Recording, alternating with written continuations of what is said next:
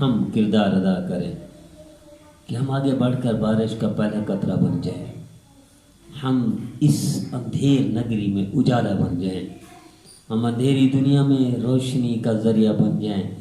امت پر اس وقت کڑا وقت ہے، آئیے ہم طے کر لیں ہم امت کے لیے رہنمائی کا کردار ادا کریں گے۔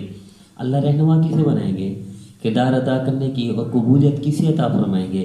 جو اللہ کے رسول کا فرما بردار ہوگا۔ دیکھیں صحابہ کرام رضوان اللہ تعالیٰ اجمعین نے سائنس، فزکس، کیمسٹری، بیولوجی پڑھی تھی، کیا یہ جدید ٹیکنالوجی تھی؟ نہیں، ایک ہی ٹیکنالوجی، ایک ہی چیز پڑھی، ایک ہی یونیورسٹی سے فارغ تھے، وہ محمدی یونیورسٹی صلی اللہ تعالی وسلم۔ میرے عزیزو، اس وقت کیا طاقت تھی مسلمان کے پاس، فرما برداری تھی، تو پوری دنیا محتاج تھی۔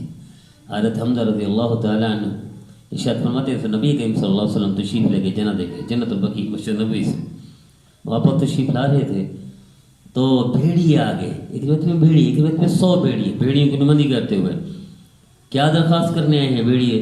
یا رسول اللہ آپ صحابہ کرام رضوان اللہ تعالیٰ اجمعین سے فرما دیں ہر صحابی اپنے اپنے ریوڑ میں سے، اپنے اپنی بکریوں میں سے ایک سرانہ بکری دے دیا کر۔ نبی کریم صلی اللہ علیہ وسلم صحابہ کی طرف دیکھا، فرمایا آپ کو معلوم ہے کیا کہہ رہے ہیں بھیڑیے؟ یا رسول اللہ آپ فرمائے کیا کہہ رہے ہیں؟ یہ درخواست کر رہے ہیں سالانہ ہر بندہ اپنے اپنے ریوڑ میں سے ایک بکری دے دے تاکہ ہم بھوکے مرتے ہیں، ہمیں شکار نہ کرنا پڑے، ہمیں چوری نہ کرنی پڑے۔ تو صحابہ کرام رضوان اللہ تعالیٰ مجمعین نے کہا یا رسول اللہ ہمیں پہلے فقر و فاقہ نے گھیرا ہوا ہے، ہمارے حالت پیسے بھی اچھے نہیں ہیں، ہم خود مشکل میں ہیں تو ان کو ہم نہیں دے سکتے۔ نبی کریم صلی اللہ علیہ وسلم نے ارشاد فرمایا جاؤ پھر ان بھیڑیوں کو بتا دو تمہاری ان صحابہ کے جانوروں میں، ان کی بکریوں میں سے کوئی، ان کے ریوڑوں میں سے کوئی خوراک نہیں، کوئی مقدر نہیں۔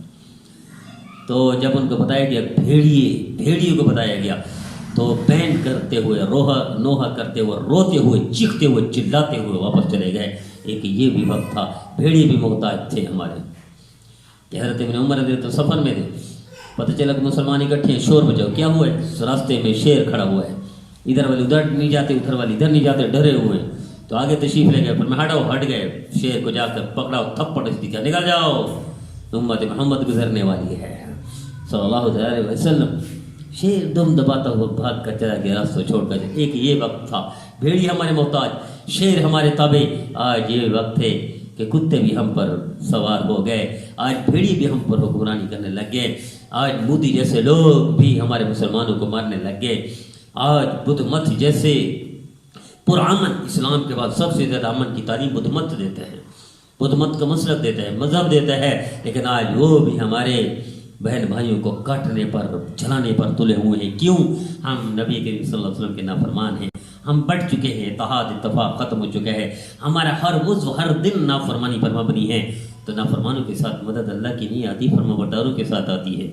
آئیے مشرق و مغرب، شمال و جنوب، پوری دنیا کے مسلمان ایک ہو جائے، اتفاق کر لیں۔ ایک بات، دوسری بات، ہم نبی کریم صلی اللہ علیہ وسلم کے نافرمان فرما بردار بن جائیں، یقیناً اللہ کی مدد آئے گی، پھر کوئی بھیڑیا، کوئی کتا ہمیں کاٹ نہیں سکے گا۔ جب ہم اکٹھے ہوں گے تو کوئی چیز ہمارا کوئی بال بیکا نہیں کر سکتی۔